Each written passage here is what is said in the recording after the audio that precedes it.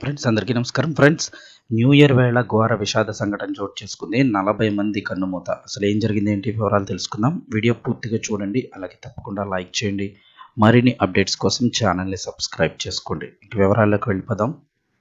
నూతన సంవత్సర వేళ స్విట్జర్లాండ్లో పెను విషాద ఘటన చోటు చేసుకుంది.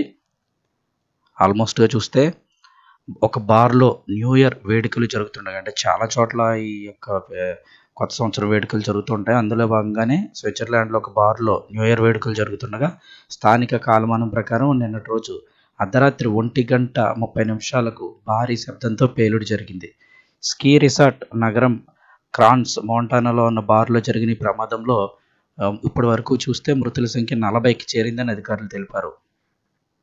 పేలుడు దాటికి భారీగా మంటలు చెలరేగినట్లు తెలుస్తోంది. పోలీసులు, రెస్క్యూ టీం, అలాగే అగ్నిమాపక సిబ్బంది స్పాట్కి చేరుకొని సహాయక చర్యలు అయితే చేపట్టారు. క్షతగాత్రులను ఆసుపత్రికి తరలించి చికిత్స అందజేస్తున్నారు. ప్రమాద సమయంలో బారులో 100 మందికి పైగా ప్రజలు ఉన్నట్లు సమాచారం. మృతుల సంఖ్య మరింతగా పెరిగే అవకాశం ఉందని పేర్కొంటున్నారు.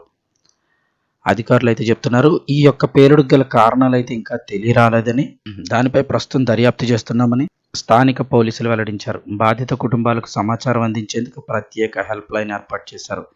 భారీ పేలుడుతో ఆ ప్రాంత ప్రజలు ఉలిక్కిపడ్డారు. పేలుడుకు సంబంధించిన వీడియోలు నెట్టింట వైరల్ అవుతున్నాయి.